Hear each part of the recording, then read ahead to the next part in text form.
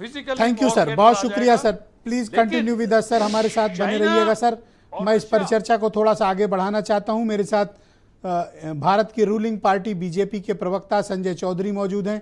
संजय जी, स्वागत आपका। ईरान भी हमारा ऑल वेदर फ्रेंड है, इजराइल भी हमारा करीबी दोस्त है, आप किसके साथ हैं?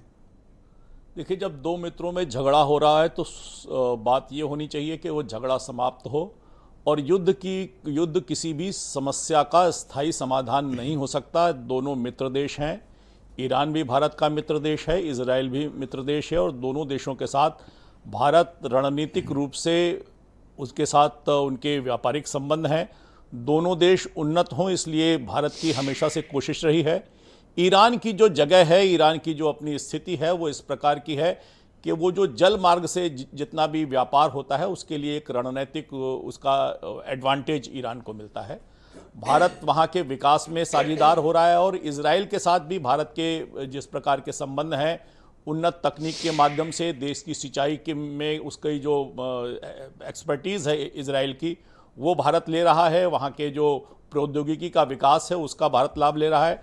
भारत की सरकार की, भारत की जनता की, क्योंकि ये दोनों देश भारत के मित्र देश हैं, निश्चित रूप से हमारी इच्छा भी है। एग्रेसर कौन है इसमें, ईरान या इजराइल? कर कौन रहा है? ये लोग ज्यादा हैं या वो ज्यादा कर रहे हैं? देखिए, मुझे लगता है कि दोनों, एक हाथ से ताली नहीं बजती है। दोनों देशों ने निश्चित रूप से मर्यादा का उल्लंघन किया है, और ऐसी स्थिति में किसी एक देश को दोषी ठहराना मुझे नहीं लगता कि ठीक है। अमेरिका का क्या रोल है इसमें?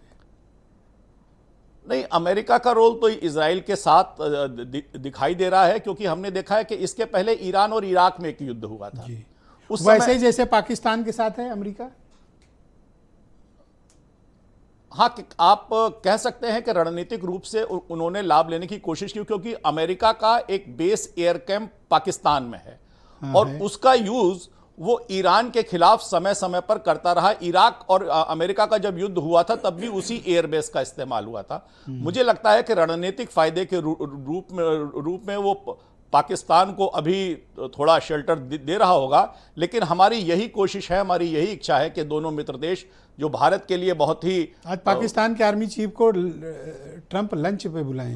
हाँ, वो तो मुझे लगता है कि निश्चित रूप से यूज एंड थ्रो जैसी स्थिति है, क्योंकि ये एयरबेस ईरान के सबसे नजदीक है।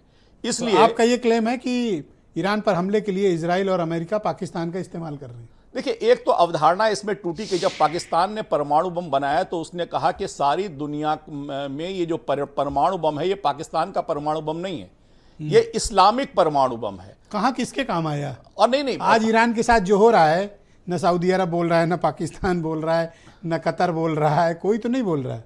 देखिए, सब सदमे में ये इनकी टर्की बहुत कूद फान कर रहा था, आवाज नहीं निकल रही टर्की की। ये इनकी इंटरनल पॉलिटिक्स भी है। दरअसल विश्व इस्लामिक संगठन के जो 56 देश सदस्य हैं, इनकी लीडरशिप का भी एक संघर्ष है। ये एक फर्जी संगठन है जो सिर्फ कुछ लोगों के ज़हनी तौर पर के लिए बनाया गया था। इसकी कोई ग्राउंड पर वैल्यू नहीं है। होती तो ईरान मार खा रहा है, कोई तो मदद के लिए आता है। छोटा सा देश पीट रहा है। बिल्कुल बिल्कुल, आपने एकदम ठीक कहा। मैंने कहा कि जब ये आपस में लड़ रहे हैं, आज गाजा में जो लोग मारे जा रहे हैं, उसके लिए कोई इस्लामिक देश अपनी सीमाओं को खोल रहा है? मुस्लिम उम्मा एक इस्लामिक फ्रॉड है, निश्चित रूप वो से एक धोखा है। बिल्कुल बिल्कुल, और ये लगातार सही सिद्ध हो रहा है कि जिस इराक पे जो हुआ, कुवैत पे जो हुआ, सबके साथ तो हुआ।